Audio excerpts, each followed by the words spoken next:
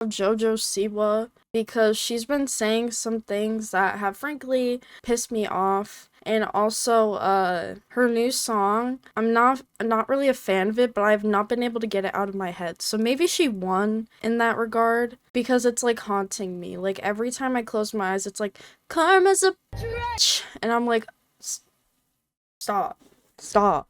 Like, it's actually fucking annoying. But I saw today that she, like, wanted to start a new genre called gay pop, and I was like, what? Does she think she's the first gay person to ever do pop? Like, are you serious? Like, come on.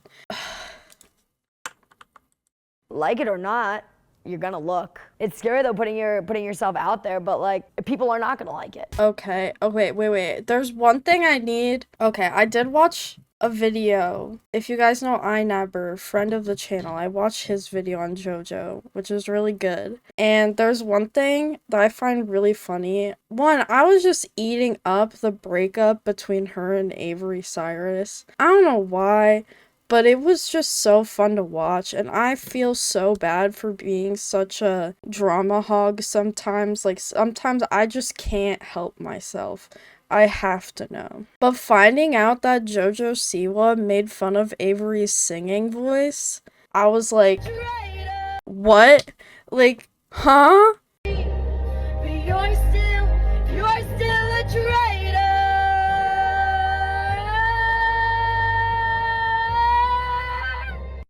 Yeah, you're still a traitor. Yeah, Oh my god. The progress. There's a TikTok of a girl doing an impression of Jojo Siwa of that video, and it's actually the funniest thing I have ever f***ing seen. You're still a traitor. You're still a traitor.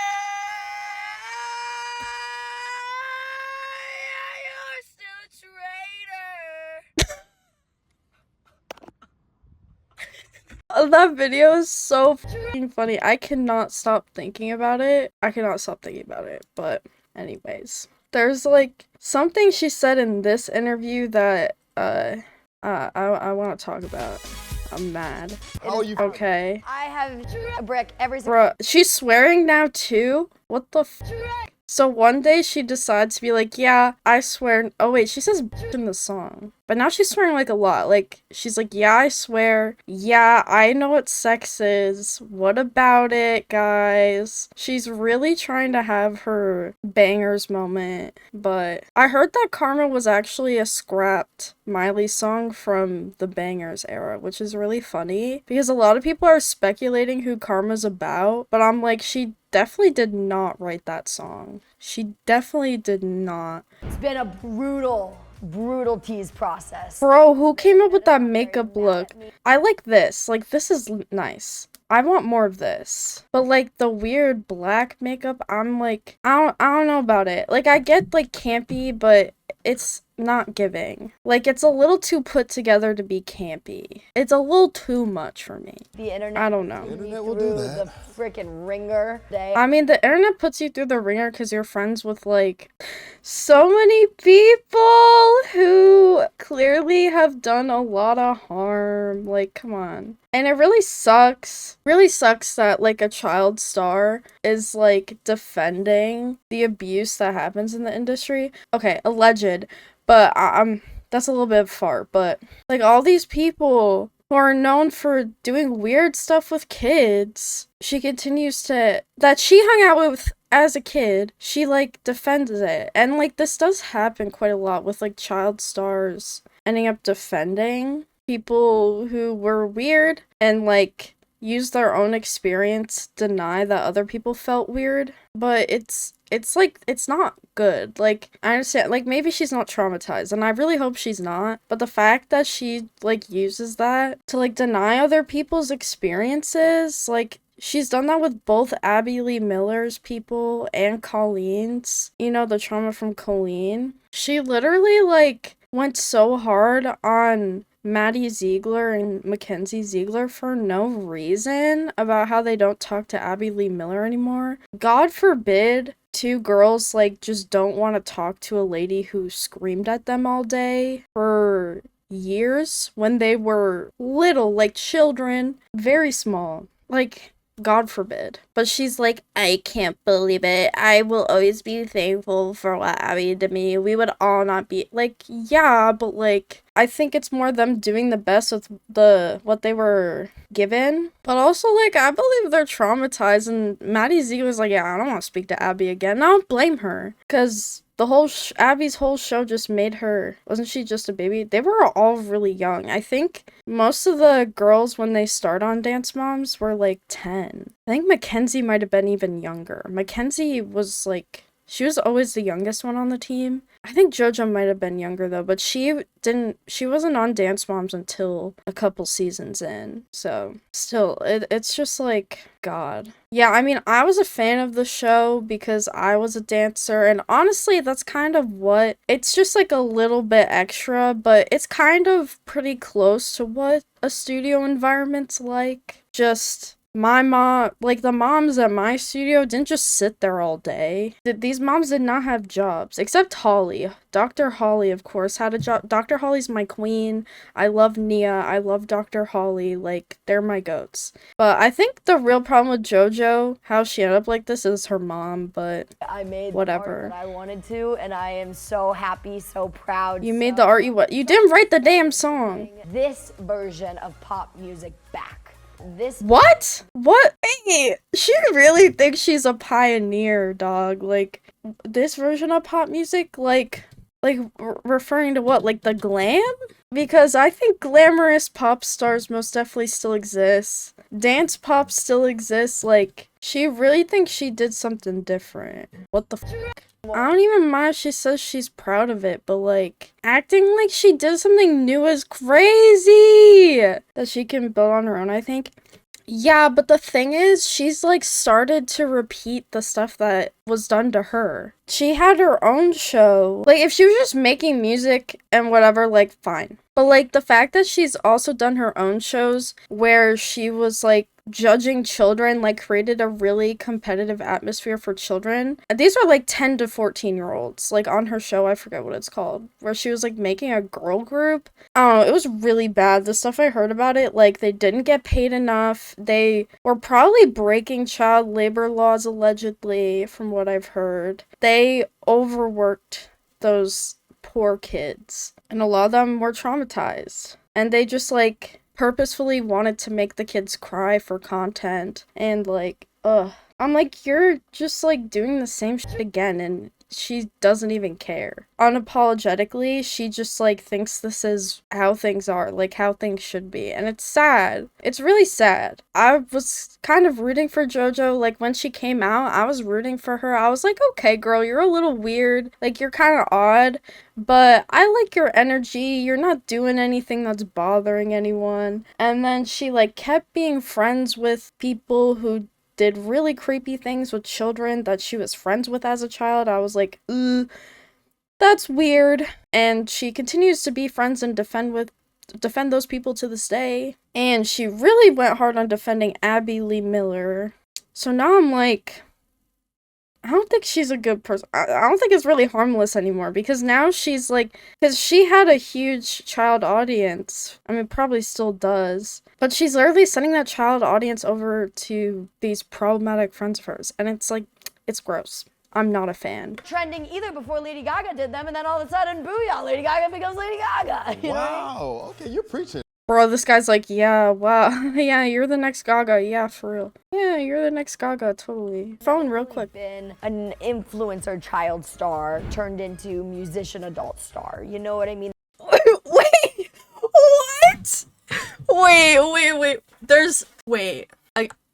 There's never really been an influencer child star turned into musician adult star. What? Why does she keep talking about herself like she's the first to do things? What do you mean the first child star turned adult music star? What do you mean? Justin Bieber? Fucking literally like anyone. Like even Selena, like Ariana, Honey Boo Boo. Yeah, why isn't this guy pushing back? Like he's just kind of like,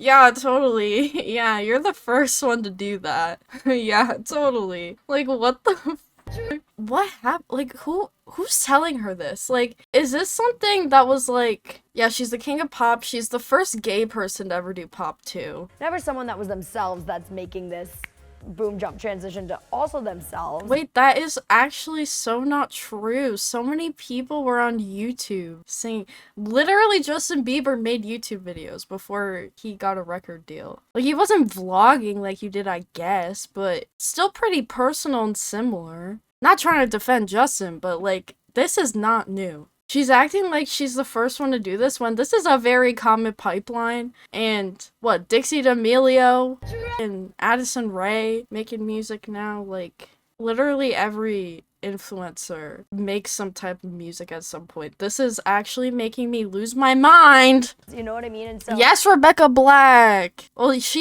did she had Friday. I don't know. Rebecca Black's a little different, but queen. I love Rebecca Black. Dream gets on my podcast? Oh, wait, can you send that clip? Or can I find it? Oh, wait. You're still a traitor.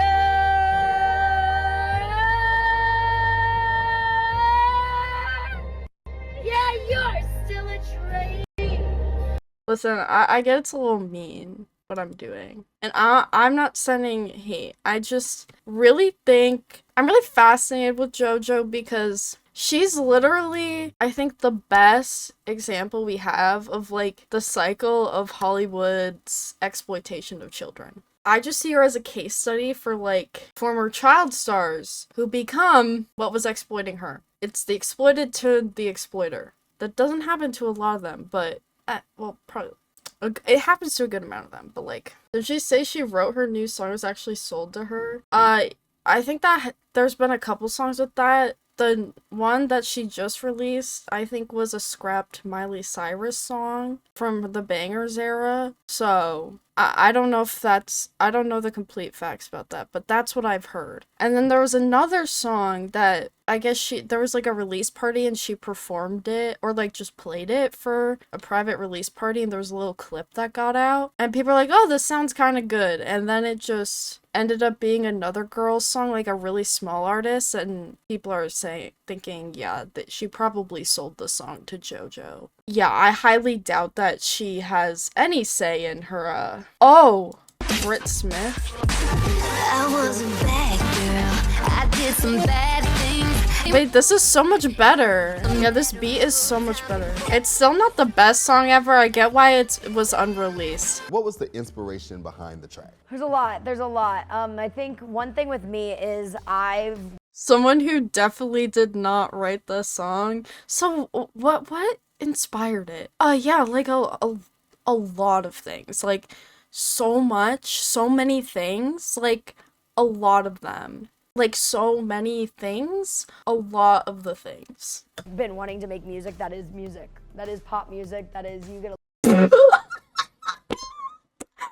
been wanting to make music that is music? Girl, what? I've been wanting to make music that is music.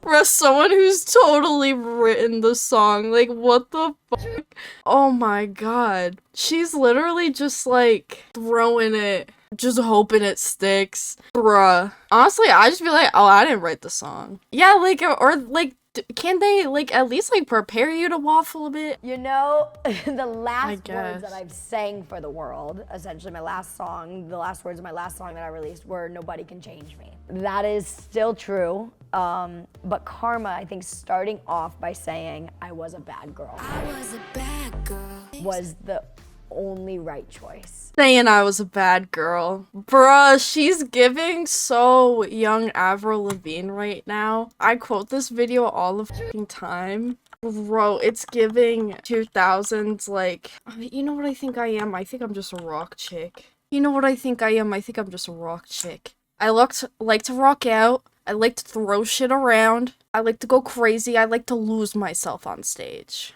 If you want to know what I think I am, I think I'm just a rock chick. And I like to rock out. I like to throw shit around. I like to go nuts. I like to lose myself on stage. I like to Scream, I like to holler, I like to yell. Things I like to yell. I fucking love that video. It's so good. How old is she? Probably really young. This was definitely like probably when her first couple of songs were popular. That was definitely from like 2006. Yeah, the icing on the cake of that video, that's just so funny to me, is the Canadian accent. Cause like it's already funny for like a girl with like lots of eyeliner to just like have that look on her face, be like, you know what I think I am? I think I'm just a rock chick. But like the accent, you know what I think I am? I think I'm just a rock chick. I like to rock you out. It's so good. Like so fire. But I knew that whatever this first moment was something that I wanted to be as bold and as ballsy as possible. And there is nothing more ballsy than this song.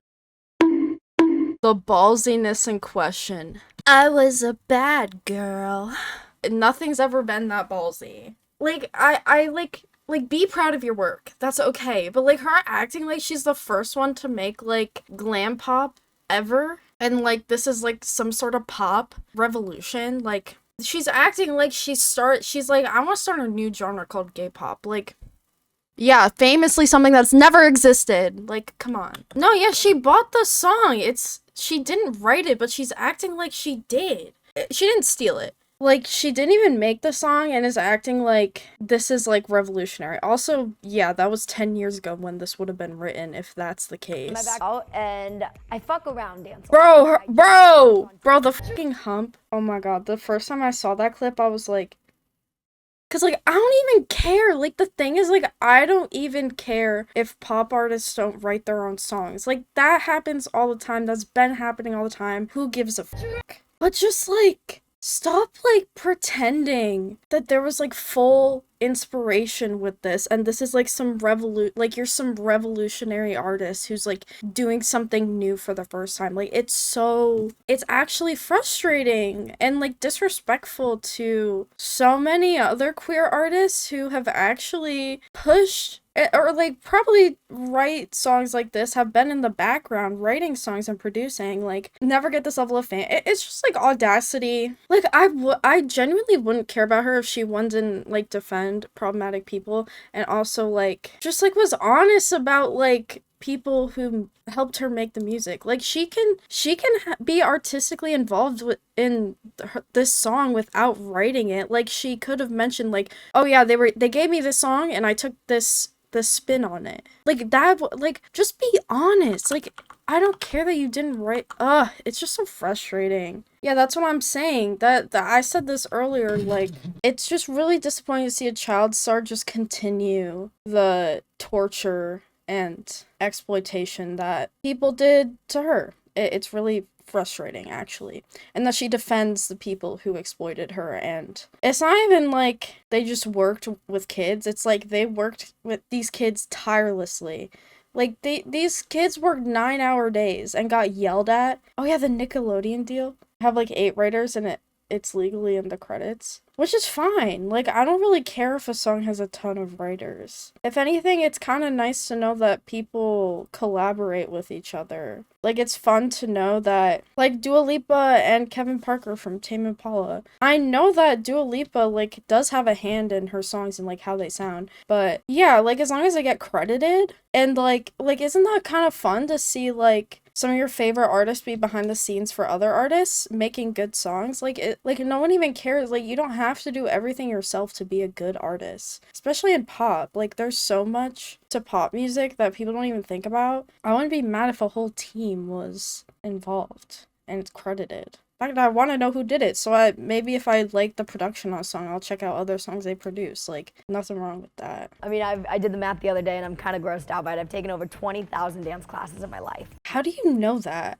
I mean, I don't dance anymore. I danced at a studio for 12 years and on a team for 3. I could not keep count. Especially considering I took some sick days. Like, yeah, she did the math. Just trust me. I'm like, bro, like, imagine being like, this is how many times I went to math class in high school. Like, you don't fucking know. There's no way to find that out. You don't have your attendance sheet. She's so wild to me. It's so, like, she's so flabbergasting as a public figure. 19 classes a week since the day she was born. She was probably dancing 6 days a week, I'm guessing. 3, 4 classes a day? Which makes sense. 3-4 classes a day, that actually does make sense. But like, you didn't miss any? Like, you were never sick or anything? Yeah, no way. Like, when I was a competitive dancer, I was taking a lot of the stuff I did, like, weren't even classes though. Like, I don't know, like, there were rehearsals, but I wouldn't consider that a class. Like, it was practice. No one's gonna fact check that. Well, no, yes, actually, that's a lie. People are absolutely.